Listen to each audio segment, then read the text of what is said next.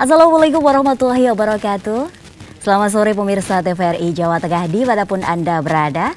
Senang sekali saya Irin Riani bisa kembali menemani Anda pemirsa setia TVRI Jawa Tengah. Tentunya di acara Bina Bahasa yang bekerja sama dengan Balai Bahasa Provinsi Jawa Tengah. Nah pemirsa, pada kesempatan hari ini kita akan membahas tema yang berkaitan dengan bahasa Indonesia dalam penegakan hukum. Lalu berbicara seputar bahasa Indonesia dalam hukum di Indonesia, ini sangat menarik sekali topik ini untuk dikulik karena mempunyai hubungan yang sangat erat. Nah, tidak dapat dipisahkan karena dengan bahasa tersebut hukum kemudian saling berkaitan dalam arti dan juga penggunaannya. Nah, tidak tepat juga misal penggunaan kata ataupun kalimat jika tidak tepat tentunya akan berakibat multitafsir seperti itu. Lalu seberapa rumitkah penggunaan bahasa Indonesia bila kita terapkan di hukum Indonesia? Nah, pada kesempatan hari ini pemirsa tentunya kita sudah bersama dengan dua narasumber di studio TVRI Jawa Tengah. Yang pertama ada Bapak Dr. Ganjar Harimansa, beliau selaku Kepala Balai Bahasa Provinsi Jawa Tengah. Selamat siang Bapak. Selamat siang Mbak Irin, selamat siang para pemirsa TVRI Jawa Tengah, selamat sore. Salam sejahtera untuk kita semua. Baik, nah gimana kabarnya hari ini Pak Ganjar? Alhamdulillah baik. Alhamdulillah baik, dan ini pemirsa yang ada di rumah pastinya Pak Ganjar ini merupakan Kepala Balai Bahasa Provinsi Jawa Tengah yang baru. Ya Pak ya, yang baru dan juga baru berdinas tanggal 1 September. Iya, masih fresh ya Pak? Iya. Masih baru, masih new. Kemudian bersama dengan Pak Ganjar tentunya sudah tidak asing lagi dan kita juga sudah sering ngobrol bersama dengan Ibu Sutarsi MPD, beliau selaku peneliti bahasa di Balai Bahasa Provinsi Jawa Tengah. Assalamualaikum Ibu. Waalaikumsalam warahmatullahi wabarakatuh Mbak Irin, dan selamat siang untuk pemirsa TVRI di Jawa Tengah dimanapun Anda berada. Baik, dan terima kasih Bu Sutarsi dan juga Pak Ganjar sudah bisa berbagi kepada pemirsa yang ada di rumah mengenai topik pada kesempatan hari ini. Nah, ini bila kita berbicara seputar bahasa Indonesia seperti itu dalam penegakan hukum di Indonesia, ini pasti banyak orang awam, saya mewakili orang awam seperti itu, yang menganggap itu bahasanya itu rumit dan kadang juga ada bermakna multitafsir seperti itu. Nah, Pak Ganjar boleh dijelaskan kepada pemirsa yang ada di rumah terkait dengan kerumitan bahasa hukum di Indonesia, silakan. Iya, bagi orang awam penggunaan bahasa hukum itu rumit mungkin karena memang beberapa mungkin mereka membaca undang-undang atau mendengar di pengadilan banyak sekali istilah-istilah khusus di dalam bahasa hukum yang perlu didefinisikan oleh para ahlinya gitu. Jadi para kita sebagai masyarakat umum yang tidak berkecimpung dengan dunia hukum akan terasa rumit gitu. Sebenarnya bahasa hukum itu sama saja dengan bahasa kita sehari-hari, hanya ada kekhususan dalam penggunaan istilah atau terminologi khusus di bidang hukum. Nah, inilah mungkin dari aspek penggunaan istilah inilah sebenarnya banyak masyarakat secara umum menganggap rumit bahasa hukum itu. Dan mungkin bisa salah tafsir juga karena memang penggunaannya yang khas gitu. Oleh karena itu disebutnya penggunaan bahasa hukum itu register bahasa hukum. Jadi ada penggunaan khusus gitu. Tapi sebenarnya dari aspek pengkalimatan, kata-kata ya sama dengan kata-kata sehari-hari, hanya dalam terminologi atau penggunaan istilah. Mungkin Bu Irin pernah mendengar kata paten kan?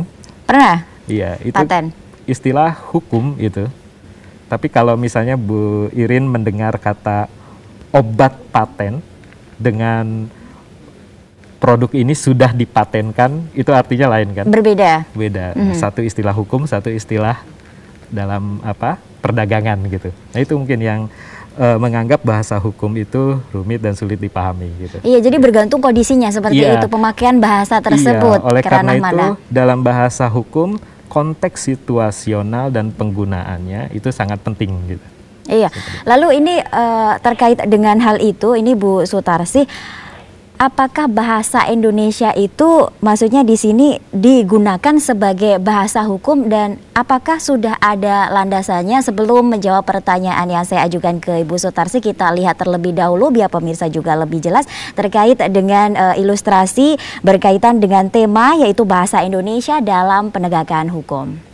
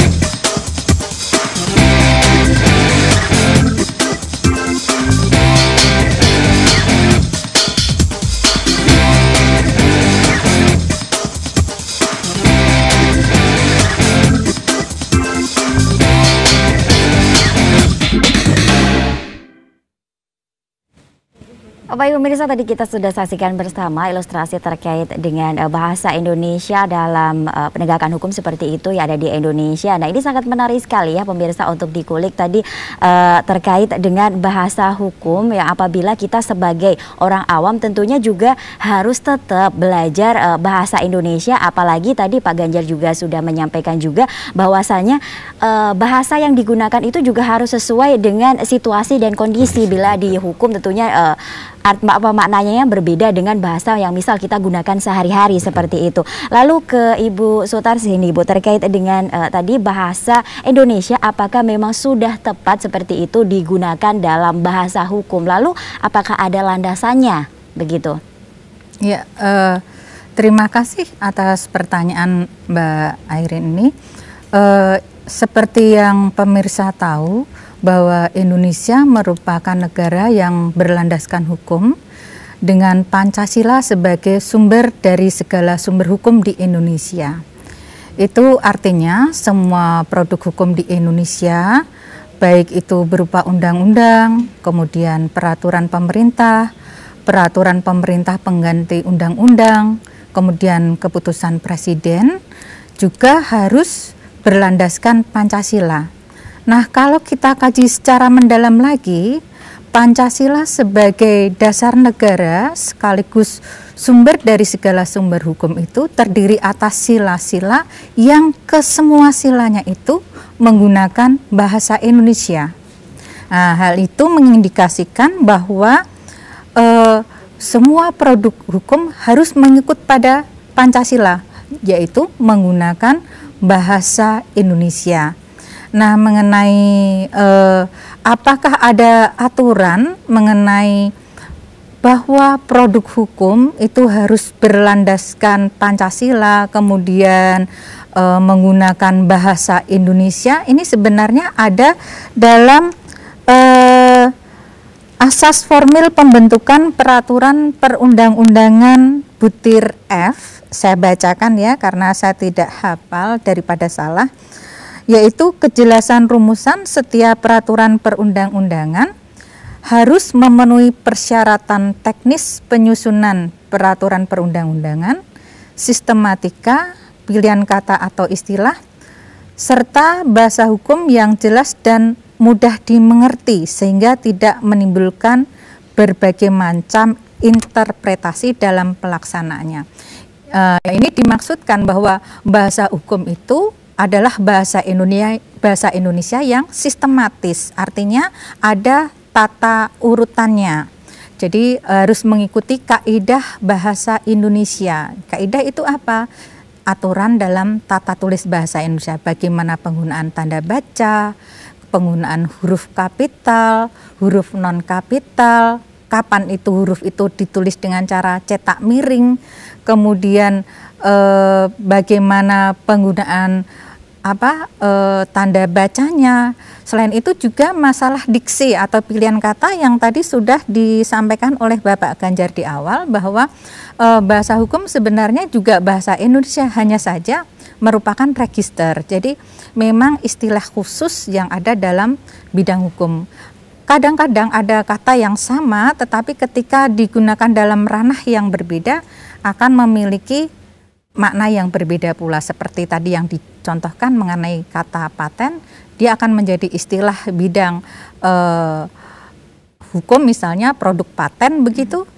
Ini sudah dipatenkan, berarti ini berkaitan dengan hal hukum. Tapi ketika seperti halnya dengan hak paten ya, ketika seseorang menciptakan suatu karya yang harus dipatenkan dan tidak boleh diambil begitu saja oleh orang lain kecuali sudah mendapatkan izin dari yang mencetuskan ide pertama kali, seperti itu. Baik, nah bila kita dihubungkan dengan tadi yang sudah kita lihat ini ilustrasi yang tadi disaksikan oleh pemirsa di rumah. Tadi saya sempat melihat sedikit ada mulutmu harimaumu, seperti itu ya.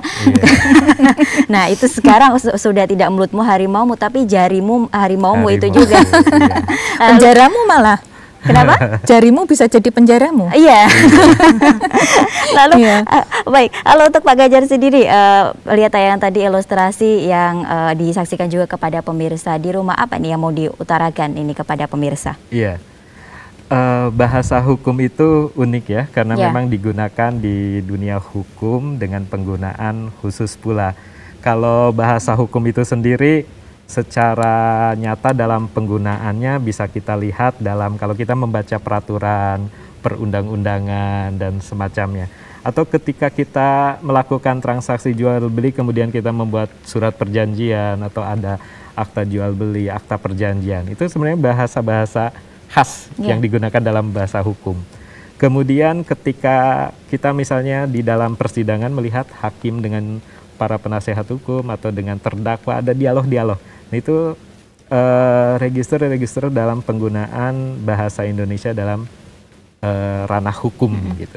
Nah, sekarang dalam aplikasi ketika penggunaan bahasa sehari-hari kemudian menimbulkan jadi kasus hukum. Nah, di sanalah perannya para pakar bahasa, para saksi ahli bahasa memberikan sebuah kepakarannya, kelayanan profesionalnya untuk menganalisis bahasa dari sudut pandang keilmuan bahasa dan dalam ranah hukum.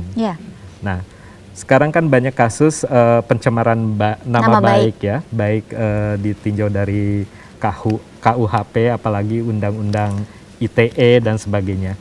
Ini banyak sekali kasus pencemaran nama baik, itu baik penghinaan, penyebarluasan berita bohong atau hoax ya, baik itu menyudutkan orang, menghina orang. Nah itu banyak sekali kasus-kasus itu pasti memerlukan keprofesionalan ahli bahasa untuk melihat apakah betul itu bentuknya ujaran, apakah betul ujaran itu menghina, menyudutkan, atau bahkan merendahkan martabat seseorang. Nah ini pasti kepakaran seorang ahli bahasa dilihat. Nah, pasti dilihatnya tidak hanya sekedar teksnya saja, tetapi dilihat konteksnya misalnya. Contoh misalnya ya, kalau sekarang yang lagi populer kata anjay gitu ya, di bahasa remaja. Kalau di dalam bahasa gaul misalnya Bu Irin teriak anjay gitu ketika di hadapan saya yang akrab. Itu dipidanakan ya? Enggak ya Pak Ganjar? Masalah, tapi kalau misalnya kita baru kenal kemudian tiba-tiba saya ngomong. Bicara seseorang anjay lu gitu. Mohon maaf. Seperti itu tiba-tiba saya tersinggung gitu. Itu bisa saja kalau saya melaporkan Mbak Irin itu sebagai merendahkan misalnya seseorang, bisa saja jadi kasus hukum dan bisa jadi pidana. Bisa pidana. Nah, ahli bahasa di sana melihat konteks penggunaan kata itu, apakah konteksnya memang timbulnya itu jadi sebuah penghinaan atau itu tuh konteksnya apa. Bisa lihat dari misalnya keakraban seseorang. Dia mengatakan itu menjadi sebuah penghinaan karena sebelumnya tidak kenal. Atau sebelumnya dia tidak kenal, kemudian tahu dia itu kedudukannya seperti apa, tiba-tiba mengatakan itu. Gitu. Ada ketersinggungan di sana. Nah itu ahli bahasa keprofesionalannya dituntut di sana untuk menganalisis bahasa dalam rangka penegakan hukum. Tapi di sini tentunya harus netral ya Bu Tarsi ya. Iya harus. Nah itu jadi bagaimana bahasa yang tadi konteks yang ditanyakan oleh Bu Irin tadi. Berarti penting ya kalau misalnya kita sebagai orang awam juga harus mempelajari bahasa hukum. Iya. Agar tidak terjadi multitafsir seperti itu. Betul. Ya, agar kita juga paham kasus-kasus yang ada seperti itu ya. Iya. Nah, Mungkin, sebelum menjawab ke sana ini Pak Gajar, kita komersial break terlebih dahulu iya, ya Bu Sutarsi. Nah, buat Anda pemirsa di rumah jangan kemana-mana, terus saksikan Bina Bahasa kerjasama dengan Balai Bahasa Provinsi Jawa Tengah.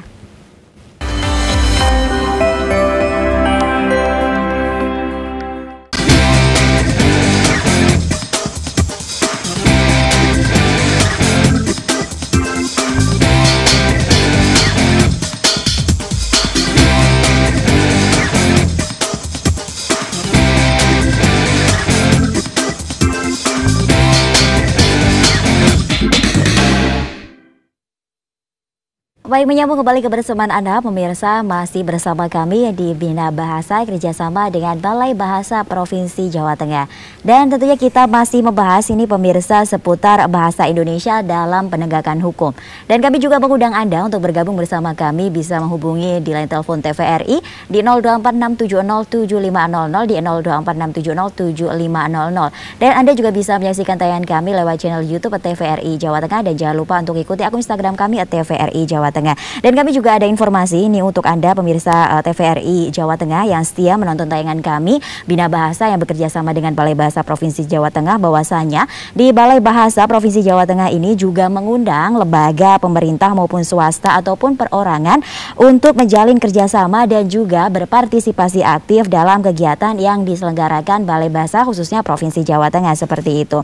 Nah, ini pihak-pihak yang ingin bekerja sama maupun ingin memberikan usulan, masukan di Balai Bahasa, ini Anda bisa langsung datang di alamat di Jalan Elang Raya 1, Mangunharjo, Tembalang, Semarang. Kemudian Anda juga bisa langsung menghubungi di line telepon di 0247674437, atau Anda juga bisa langsung untuk follow Instagram dan Instagramnya di Balai Bahasa Jawa Tengah, dirangkai Balai Bahasa Jawa Tengah. Kemudian jangan lupa juga untuk ikuti akun Facebooknya di @bb_jateng, kemudian di Twitter di @bb_jateng juga. Nah, ini di sana juga informasinya sangat lengkap sekali, banyak sekali kegiatan-kegiatan Balai Bahasa Jawa Tengah di Provinsi Jawa Tengah ini, dan Anda juga bisa mendapatkan informasi yang bermanfaat di sana. Nah, selain itu juga ini banyak sekali ya ada agenda-agenda yang dilakukan Balai Bahasa Jawa Tengah. Ini khususnya nanti pemirsa di bulan depan, tepatnya Rabu 21 Oktober 2020 pukul 11 ini ada yang namanya Pentas Teater Untukmu Negeri, orasi kebudayaan oleh Gubernur Jawa Tengah. Kemudian ada pembacaan puisi, penganugerahan penghargaan Prasidatama dalam pengutamaan bahasa Indonesia, dan juga ada penghargaan untuk novel, antologi puisi, dan antologi cerpen.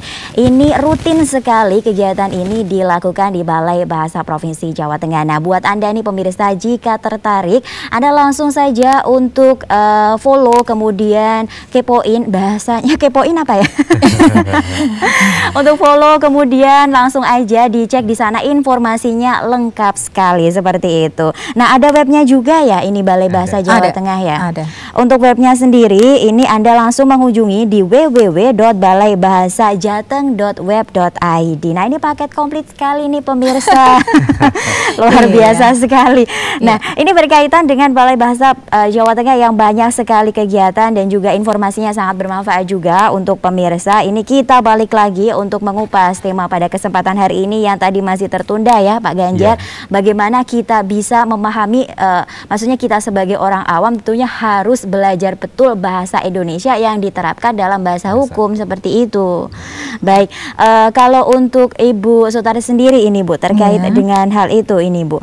Bahasa Indonesia sendiri di dalam bahasa hukum untuk di Indonesia sendiri apakah sudah baik, sudah benar atau seperti apa? Iya, sebenarnya bahasa Indonesia itu sudah ada pembakuannya mengenai pedoman, terutama untuk produk perundang-undangan kan harus mengacu kepada kaidah tata tulis yaitu Pedoman Umum Ejaan Bahasa Indonesia atau PUEB. Ini sebenarnya bisa diunduh langsung oleh masyarakat di lamannya Badan Bahasa. Kemudian kami juga membagikan secara gratis dalam bentuk cetak, sebenarnya seperti itu. Mengenai baik buruknya sebenarnya sudah baik, hanya saja penerapannya yang kadang-kadang agak silaf. Jadi mengapa bahasa hukum bisa dikatakan sebagai bahasa yang rumit? Ya mungkin karena ketidaktepatan di dalam penulisan, baik itu penggunaan tanda baca, kemudian penyusunan kalimatnya yang tidak tertib atau tidak efektif sehingga menyalahi kalimat efektif. Kemudian juga pilihan katanya mungkin yang belum tepat sehingga bahasa hukum ini dianggap sebagai bahasa yang rumit. Oleh karena itulah perlunya ahli bahasa di dalam mengkaji bahasa yang digunakan dalam hukum. Jadi bahasa hukum itu tidak sekadar pada produk perundang-undangan, akan tetapi juga peraturan-peraturan dan pelaksanaan dari aturan itu sendiri. Karena kadang-kadang ada undang-undang atau produk hukum yang menyatakan sanksi, tapi sanksinya apa itu tidak jelas sehingga bisa menimbulkan salah tafsir. Lah inilah peran ahli bahasa seperti yang disampaikan oleh Pak Ganjar tadi untuk memberikan masukan. Ternyata di dalam aturan perundang-undangan ini ada yang perlu untuk diperjelas, jadi perlu dimunculkan. Dan penggunaan kata-kata yang masih terasa asing ini dicari padanannya dalam bahasa Indonesia sehingga dapat dipahami oleh seluruh masyarakat Indonesia. Begitu. Baik itu masyarakat tahun seperti itu. Kalau ada tambahan lagi untuk Pak Ganjar, silakan Pak. Penggunaan bahasa dalam produk hukum ya, terutama dalam peraturan perundang-undangan sebenarnya ini sudah diatur secara jelas dalam peraturan perundang-undangan juga. Seperti dalam Undang-Undang Nomor 24 Tahun 2009 tentang bagaimana produk-produk hukum yang seperti peraturan dan sebagainya atau bahkan perjanjian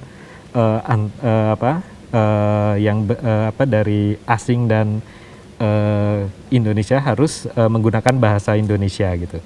Kemudian dalam tadi yang disebutkan oleh Bu Tarsih dalam Undang-Undang Nomor 12 Tahun 2011 tentang asas formal untuk pembentukan peraturan perundang-undangan, dengan jelas juga dikatakan bahwa bahasa di dalam peraturan perundang-undangan itu harus jelas, tidak ambigu, tidak bermakna ganda.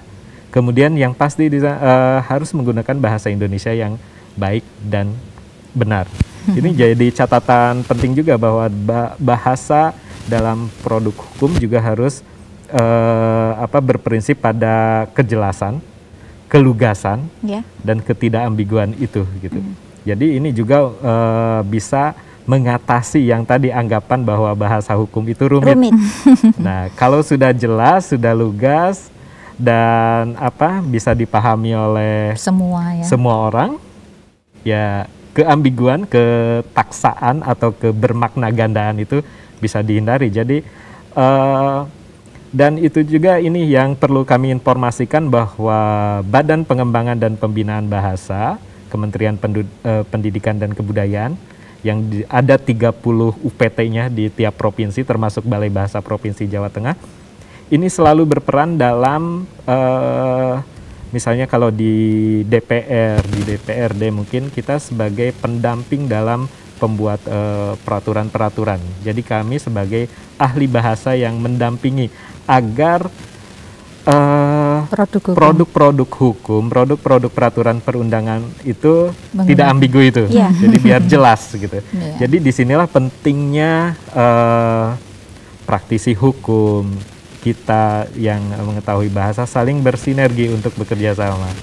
Jadi silakan kami terbuka ya Bu Iya, Tarsih betul. untuk membantu rekan-rekan dalam Mengkaji. dalam rangka menyosialisasikan penggunaan bahasa Indonesia yang baik dan benar. Baik, ada penelpon yang masuk, kita sapa terlebih dahulu Pak Ganjar dan Bu Sutarsi. Halo. Halo, Assalamualaikum. Waalaikumsalam warahmatullahi wabarakatuh. Baik, dengan siapa di mana Bapak?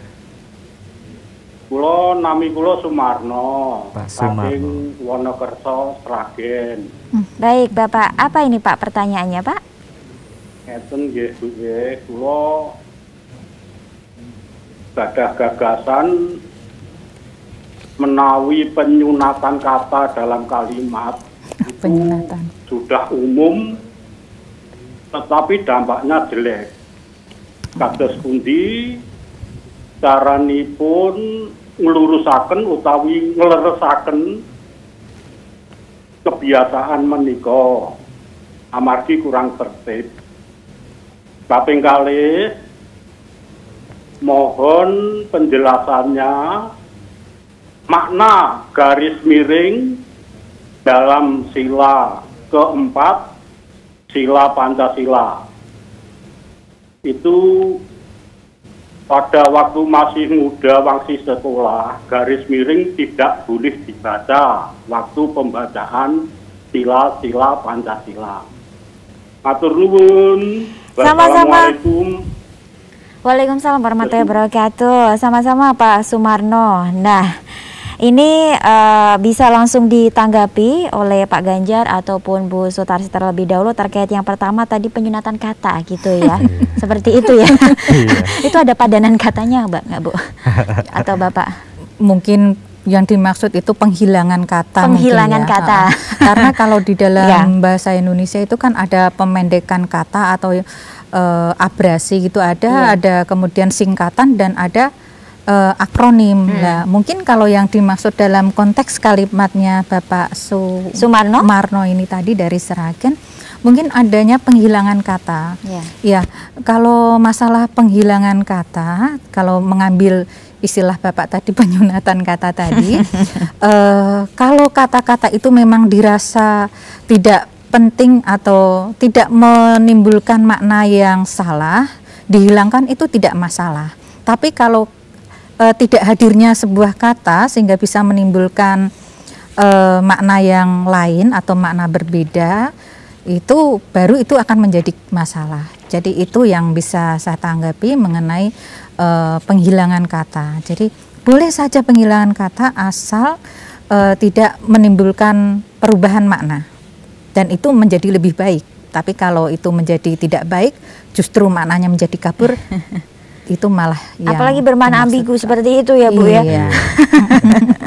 Nah, lalu kalau tanggapan dari Pak Ganjar menanggapi penelpon tadi, Pak Sumarno?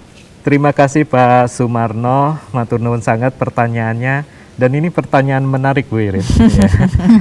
Dan kita juga bisa melihat dari tadi diksi atau pilihan kata Pak Sumarno. itu Ya. sangat hati-hati ya.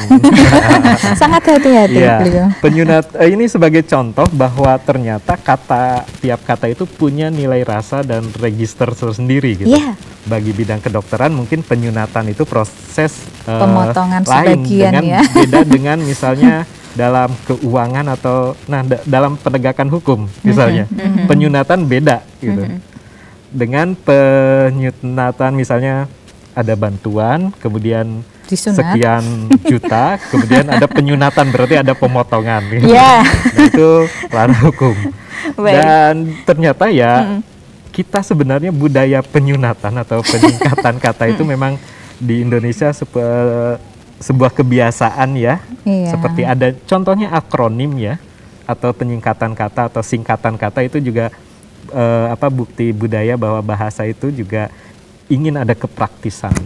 Yang jadi masalah hanya kalau penyunatan itu bisa menjadikan salah Tafsir. maknanya berbeda atau maknanya bisa lain lagi. Nah, dalam bahasa hukum itu sangat bahaya gitu. Oleh karena itu tadi dikatakan dalam Undang-Undang Nomor 12 Tahun 2011 bahwa salah satu azas dalam peraturan perundang-undang produk hukum itu harus ada kelengkapan dan kejelasan. Ya. Jadi jangan sampai ada penyunatan. Kalau dalam tadi tentang garis miring, memang dalam Sila secara keempat, harfiah ya. formal itu bisa dibaca atau, iya, garis miring. Tapi dalam Pancasila itu tidak dibaca karena permusyawaratan perwakilan itu dalam makna itu adalah suatu dua entitas yang tidak bisa dipisahkan. Gitu. Baik, kalau berarti sama aja ya Bu ya.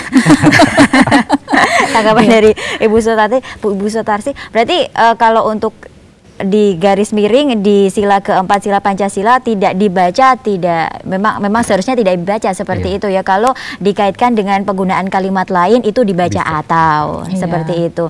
Baik, kita kembali lagi tentunya di tema pada kesempatan hari ini, dan kami juga masih setia untuk mengundang Anda pemirsa langsung menghubungi di 0246707500. Nah, kita lanjutkan lagi ini Pak, tadi yang tadi masih tertunda terkait dengan penggunaan bahasa Indonesia. Nah, kalau dilihat dari Pak Ganjar sendiri ini tentunya untuk penerapan di Indonesia, apakah bahasa hukumnya itu sudah jelas, kemudian tidak multitafsir, dan seperti apa di Indonesia itu. Tapi sebelum ke sana kita jeda terlebih dahulu. Buat Anda pemirsa di rumah jangan kemana-mana, terus saksikan Bina Bahasa.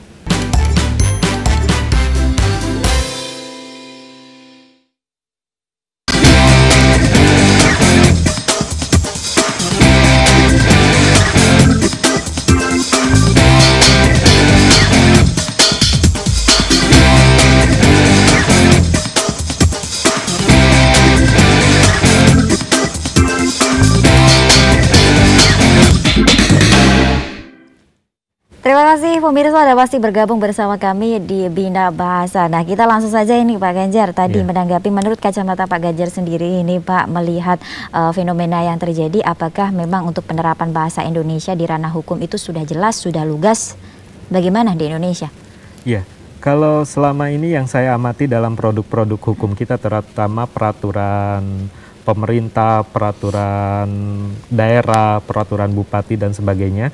Dan alhamdulillah ketika penyusunan peraturan itu Balai Bahasa di seluruh Indonesia biasanya terlibat juga, dan itu banyak yang sudah rapih gitu penggunaan bahasa Indonesianya. Dan tentunya cara penyusunan peraturan perundang-undangan itu memang sudah ada undang-undangnya, ada aturannya gitu. Salah satunya diwajibkannya menggunakan bahasa Indonesia yang baik dan benar. Apalagi ada undang-undang yang lebih atasnya, yaitu Undang-Undang 24 tahun 2009 itu yang mengatur bagaimana bahasa Indonesia harus digunakan dalam produk hukum dan juga dokumen-dokumen resmi gitu. Termasuk akta jual beli, surat perjanjian dan sebagainya. Itu wajib menggunakan bahasa Indonesia gitu.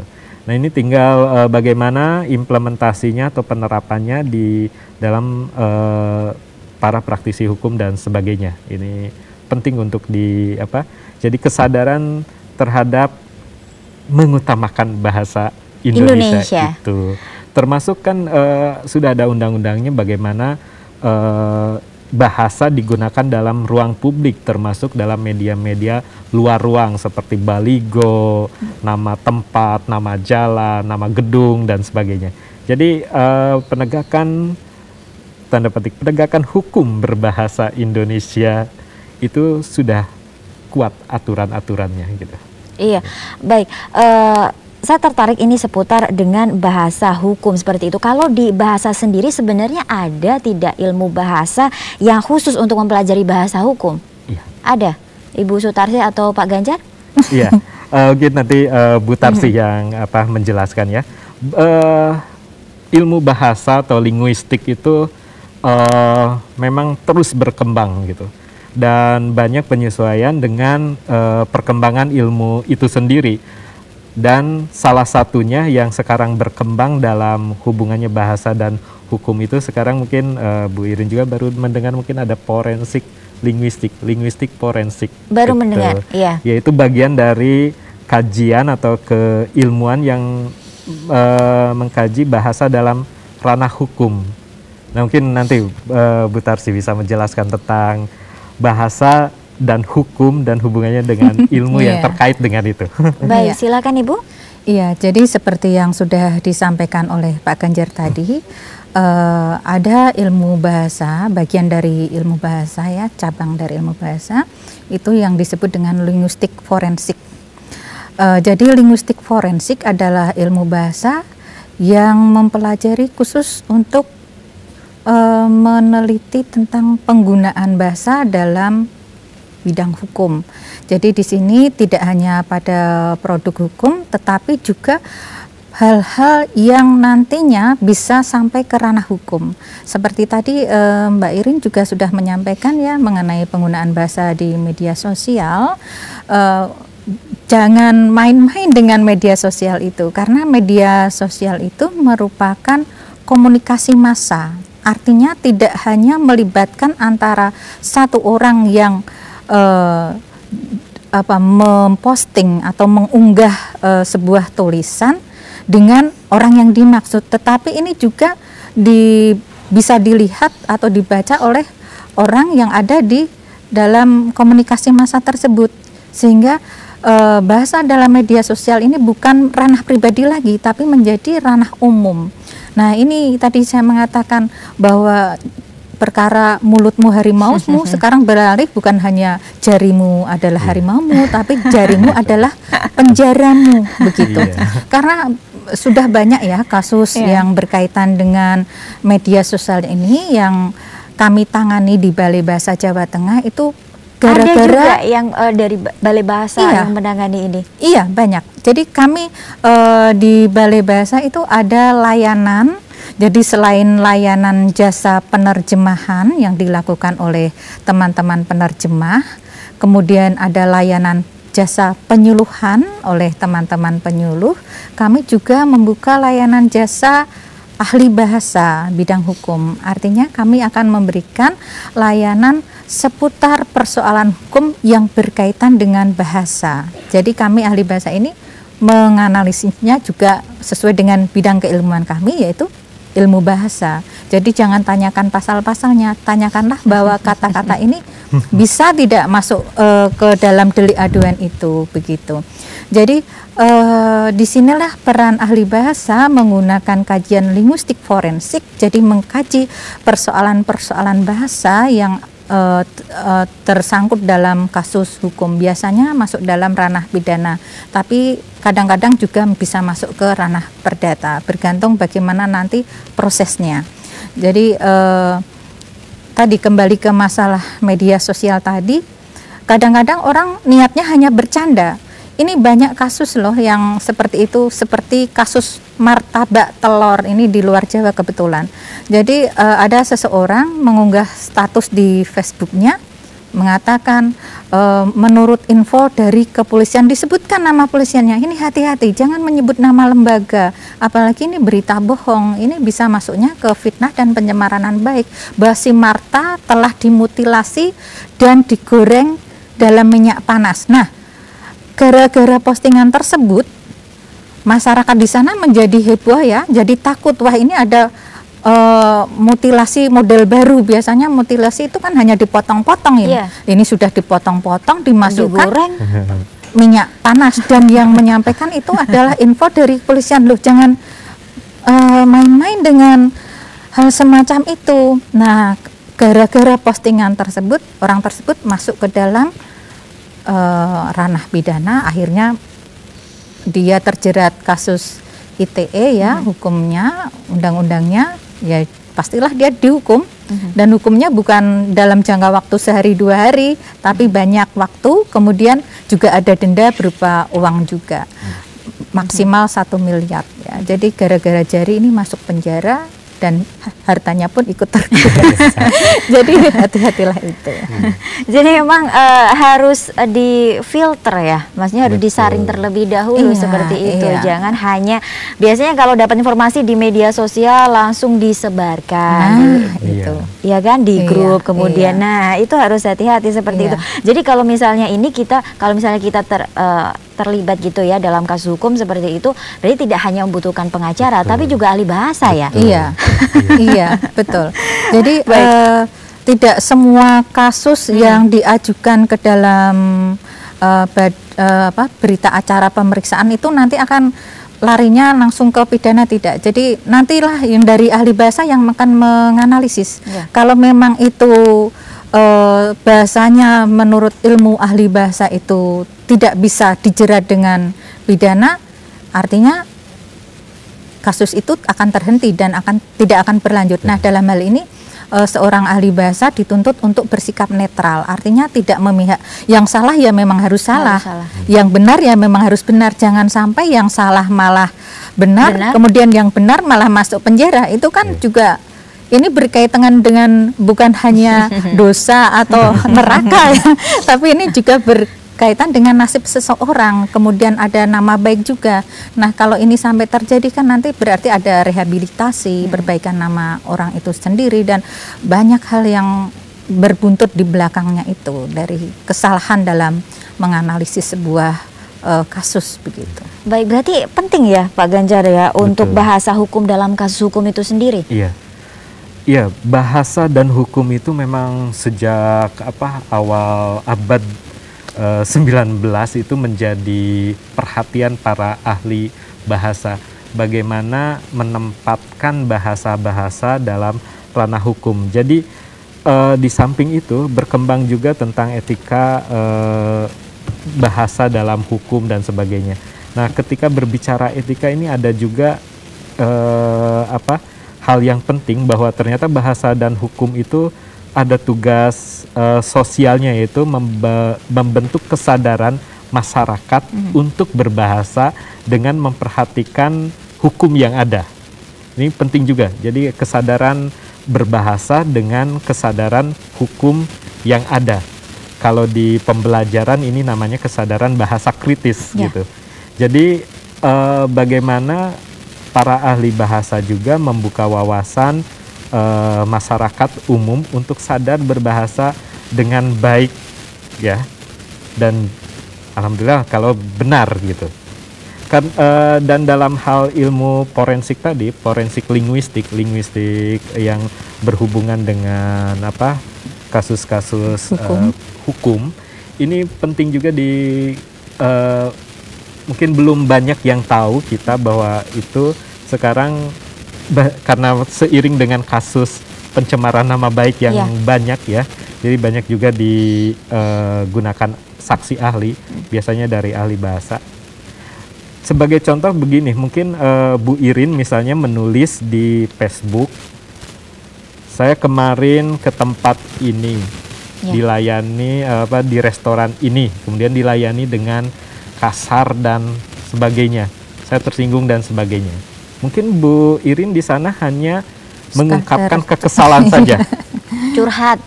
Kalau anak mudanya. Dan kebetulan misalnya pemilik restoran itu saya, dan saya kenal dengan Bu Irin. Dengan postingan, dengan membuat status semacam itu di Facebook atau di Instagram, saya merasa tersinggung. Kalau saya mengadukan Bu Irin, itu berarti sudah dalam ranah undang-undang ITE itu gitu. Nah, karena ada aduan itulah, maka kan ada yang terlaporkan gitu ya. Nah, mungkin ini perlu saya, apakah betul yang misalnya ujaran status yang di Facebook atau di Instagram itu mengandung pencemaran nama baik atau penghinaan? Nah, itu ahli bahasa harus melihat di samping tuturannya apakah ada diksi atau pilihan kata yang memang memojokkan, menghina atau dan sebagainya. Dan juga dilihat harus dari konteks, kenapa itu merasa tersinggung. Mungkin karena pemilik restoran itu kenal dengan Bu Irin yang melaporkan, dan ada mungkin konteks hubungan psikologis yang lain, dan itu ahli bahasa harus bisa mengungkapkan hal itu, tetapi dalam posisi netral. Nah, kalau saya yang punya akun Facebook, saya pasti bilang itu Facebook saya dihack. Nah, kalau tentang hack dan sebagainya berarti ahli IT yang ahli IT. Nanti jadi dua yang menganalisis. Jadi dari Baik. segi bahasa dan juga Dan dari dari segi ahli. IT. Waduh, Iya. double berarti ya Bu. Iya. Oke, nah kalau dari Bina Bahasa sendiri, maksudnya kalau dari Balai Bahasa sendiri, khususnya di Jawa Tengah seperti itu, pernah tidak menangani kasus-kasus seperti itu di Jawa Tengah khususnya lah? Iya, Balai Bahasa Jawa Tengah sebenarnya sudah banyak yang ditangani kasus semacam itu. Kemudian kami biasanya mendapatkan dari Polda ya, dari Nah, Polda kasusnya Jawa Tengah. seperti apa? Iya. Kita jeda iklan terlebih dahulu. Buat Iya. Anda pemirsa di rumah, terus saksikan Bina Bahasa setelah yang satu ini.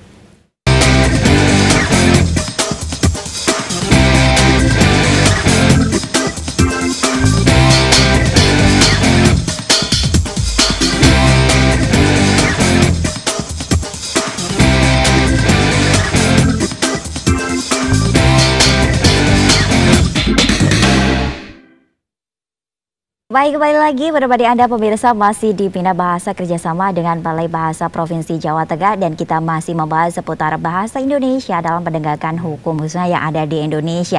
Nah, tadi sempat tertunda sedikit ya Bu Sutarsi terkait dengan bagaimana cara Balai Bahasa khususnya di Jawa Tengah ini untuk menanggapi atau menyikapi kasus-kasus hukum yang ada yang berkaitan dengan bahasa khususnya di Jawa Tengah seperti itu. Iya. Untuk apa ya, warga Jawa Tengah yang merasa mengalami kesulitan dalam hal penanganan kasus yang berkaitan dengan bahasa, itu memang sudah banyak yang datang ke Balai Bahasa Jawa Tengah. Biasanya kami mendapatkan itu dari Polda, jadi sudah masuk ke dalam delik aduan ke Polda ataupun ke Polres. Nanti dari penyidik dari kepolisian akan datang ke Balai Bahasa Jawa Tengah untuk menyampaikan tentang kasus itu dan data-datanya. Jadi data-data itu sebagai fakta hukum ya. Yeah. Jadi itulah nanti yang akan menjadi dasar di dalam ahli bahasa menganalisis. Kemudian itu ada timnya sendiri berarti ya, kalau di Balai Bahasa? ada tim ahli bahasa. Kami ada tim sendiri. Iya. Kami mulai tahun ini punya namanya Kelompok Kepakaran dan Layanan Profesional Bahasa Hukum. Baik. Nah, Bu Tarsi ini termasuk salah satu anggota dari sana. Ya, layanannya tadi menjadi ahli bahasa dan saksi ahli bahasa baik dalam persidangan maupun pembuatan peraturan perundang-undangan. Jadi tadi ya itu, kalau misalnya apakah ilmu bahasa dan hukum ada kajian bahasa hukum, ada linguistik forensik dan tadi. Jadi contoh misalnya Bu Irin punya surat perjanjian jual beli misalnya, atau surat akta tanah tahun sebelum 1990 lama misalnya. gitu ya. Iya, apakah ini asli atau tidak? Mungkin dilihat dari secara analisis kimiawi, kertas dan tintanya memang pada masanya gitu. Baik. Tapi ini ada kecurigaan nih. Nah, bisa nih ahli bahasa melihat dari penggunaan bahasanya. Misalnya, benarkah Contohnya? penggunaan istilah khusus yang pada tahun itu sudah digunakan atau tidak gitu. Ya. Nah, ini biasanya ahli-ahli filologi. Itu biasanya ada kan perbedaan ejaan lama dan juga ejaan. Betul, ejaan lama, ejaan baru, dan kan juga diksi Kosakata, atau pilihan iya. kosakatanya kan mungkin berbeda. di tahun periode ini baru munculnya periode Iya. ini, tapi di periode yang lalu nggak ada gitu. Nah, itu Tidak, ya. pentingnya ahli bahasa dalam hal ini gitu, melihat sebuah. Berarti ini juga penting juga buat generasi milenial ya, seperti itu. Iya. Karena banyak sekali, maksudnya untuk pengguna media sosial kan banyak generasi milenial. Jadi generasi milenial pun, generasi muda juga harus tetap belajar bahasa Indonesia, ranahnya dalam hukum yang ada di Betul. Indonesia seperti itu ya. Dan juga belajar itu, dari Balai Bahasa pastinya. hukum juga tadi. Ya. Kesadaran berbahasa yang tidak menyinggung-nyinggung Tadi Apalagi hukum. masalah sara ya. Iya. Itu berkaitan dengan akhlak juga ya, Betul. kalau ke sana ya. Nah, itu juga bagaimana cara kita untuk bertutur kata agar lebih Betul, sopan. iya. Apalagi kita di Indonesia dikenal dengan budaya sopan santun, ramah tamah dan lain sebagainya. Betul, iya. Nah, tentunya kalau berbicara seputar bahasa Indonesia pasti menarik, pasti banyak sekali yang perlu dikulik juga ini dan perlunya juga kalau misalnya pemirsa di rumah ingin belajar banyak juga bisa langsung datang seperti Bisa. di Balai Bahasa Jawa Tengah dan juga ada YouTube-nya ya, Pak ya. Betul. Dan kami juga nanti dalam rangka bulan bahasa, Ya. ini kami juga menginformasikan kepada masyarakat Jawa Tengah pada bulan Oktober biasanya kami itu mencanangkan sebagai bulan bahasa dan sastra. Sama halnya kami di pusat di Badan Pengembangan dan Pembinaan Bahasa mencanangkan selama bulan itu adalah bulan bahasa dan sastra. Biasanya kami padat dengan acara-acara. Termasuk penyuluhan dan kami juga akan membuat itu ya kelas-kelas daring, Iya. mau konsultasi, skripsi, tesis, tapi dari aspek kebahasaannya gitu. ya. Baik. Jadi Jangan yang semacam klinik bahasa. Klinik bahasa. Iya. Nah, kalau ini kan pandemi COVID-19, Iya. Bu Sutarsian juga Pak Gajus itu berbeda kan Betul. untuk kegiatan-kegiatan di tahun kemarin dan Iya. juga tahun ini. Lalu bagaimana menyikapi dengan hal itu? Iya, kalau kami lebih banyak dengan cara daring. Jadi kalau orang sekarang menyebutnya online ya, tapi Iya. dalam bahasa Indonesianya itu daring. Jadi seperti yang disampaikan oleh Pak Ganjar tadi, membentuk semacam webinar. Jadi semua bisa ikut terlibat di sana untuk memberikan masukan, juga belajar bersama, diskusi bersama, termasuk tadi membahas masalah konsultasi bahasa itu ya. Kalau yang dikaitkan dengan hukum, proses hukum tetap berjalan walaupun ada pandemi COVID-19, tetap berjalan. Hanya saja dalam persidangan ini jumlahnya dibatasi. Kalau dahulu kan jumlah dalam satu ruangan berapa gitu ya, tapi kalau pandemi 19 itu dibatasi jumlahnya. Kemudian ahli bahasa tetap hadir, karena kalau menjadi ahli bahasa itu ada aturannya. Kalau ada panggilan untuk bersaksi wajib hadir, karena kalau tidak itu juga terkena jerat pidana. Jadi bisa dikatakan bahasa itu sebuah jembatan. Ya. Jadi pengibaratannya begitu, bahasa itu sebuah jembatan dan yang membangun jembatan itu adalah ahli bahasa dan ahli hukum. Sementara masyarakat itu yang melewatinya. Kalau dia lewat dari jembatan itu selamat, dia tidak akan masuk ke dalam penjara atau pidana. Tapi kalau dia tidak bisa berjalan dengan baik, tidak menggunakan bahasa dengan baik, artinya resiko harus ditanggung, yaitu jerat hukum, pidana ataupun perdata. Ingat itu bahwa bahasa merupakan jembatan. Jadi memang kita sebagai orang awam pun juga harus tetap belajar, bukan Iya.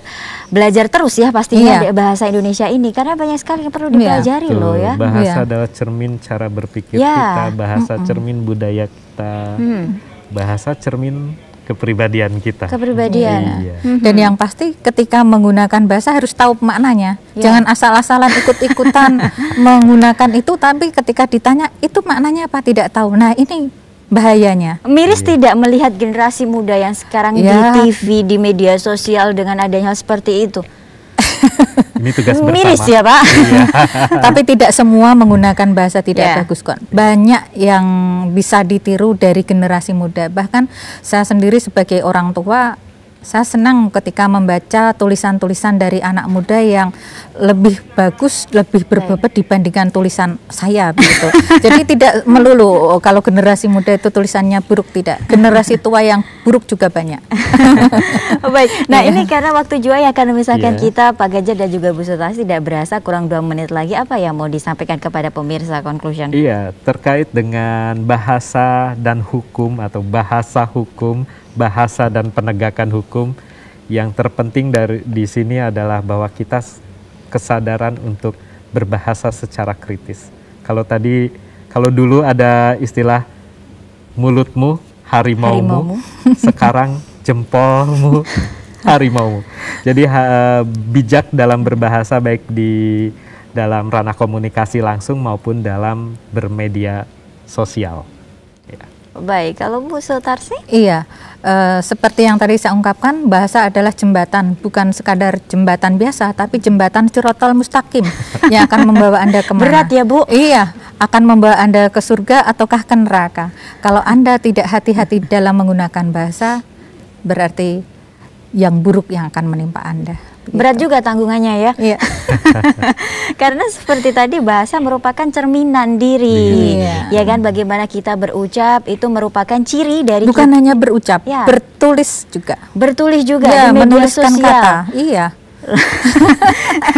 Jadi emang harus disaring terlebih dahulu. Baik, terima kasih Bu Sutarsi dan juga Pak Ganjar sudah bisa berbagi kepada pemirsa yang ada di rumah, dan tentunya sangat bermanfaat sekali untuk Anda pemirsa di rumah. Makanya tentunya harus tetap cinta terhadap bahasa Indonesia, dan yang paling penting juga cintai negara Indonesia. Saya Irin Riani mewakili segenap kru yang bertugas mohon undur diri, dan terus saksikan TVRI Jawa Tengah. Wassalamualaikum warahmatullahi wabarakatuh. Waalaikumsalam warahmatullahi wabarakatuh.